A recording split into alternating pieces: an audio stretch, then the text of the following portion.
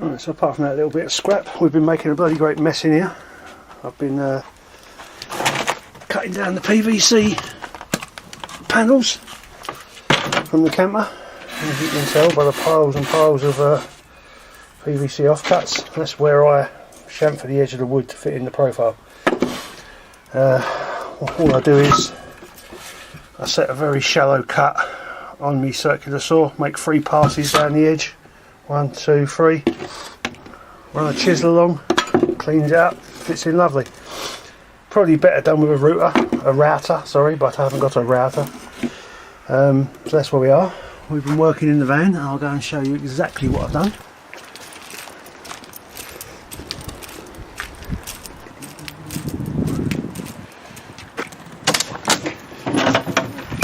We're making a bloody mess in here as well. So, excuse the fan noise, but it's funny down at 22 degrees, 52% humidity. That's the work surface I'm going to use, maybe, possibly, probably-ish. I want to cut some off the back so I can move it back a bit because I don't want that much overhang at the front. I've got some other rough cuts. I've got another piece of it that fits all the way along there and overhangs a little bit. It's in one of my garages. Need to find it. That little gap in the back corner is going to be a problem, obviously, but this will go that way a little bit further, to say roughly about there, and then there's only like, well, I could trim that to make a difference up there. Let's get some light on. I could quite easily put some trim along that bit, and yeah, I don't know what I'll do, but that's the cupboard I've made to hide the water. As I said, at the bottom there's perspex there, so I can see inside the cupboard to see what the height of the water heater is. As you can see, I've made it up out of offcuts. I haven't got a lot of this profile left, so I've had to make do with what I've got.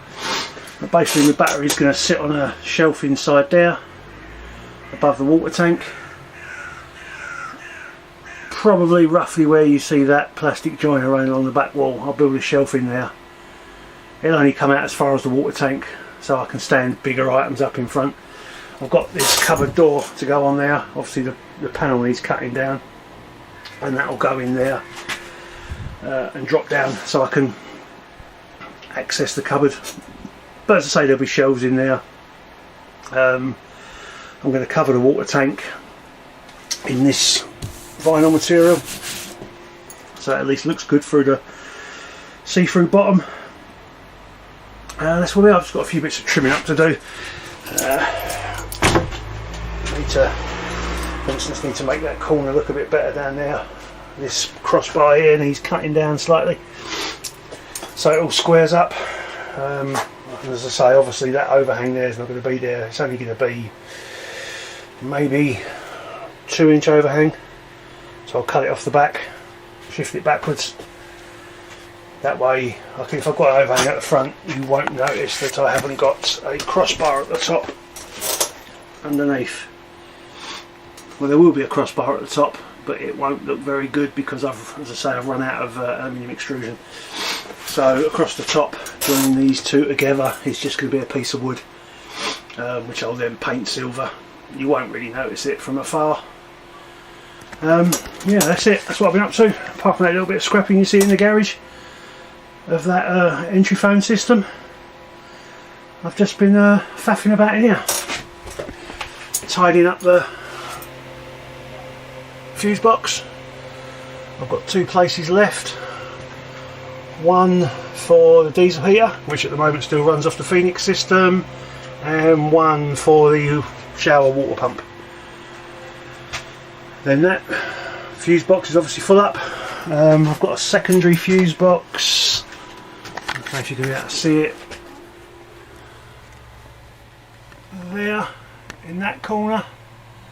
That's only got 2 fuses in it at the moment, and that's going to be for the main water, cold water pump.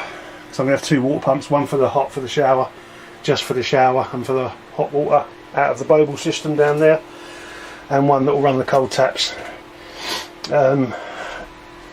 Save money on the Bobil system, have to buy an extra pump. I've already got one pump which I got in the scrap, which I've resealed, so I've only got to buy one pump, so it swings and roundabouts. What you save in one hand, you're losing the other. But anyway, that's where we are.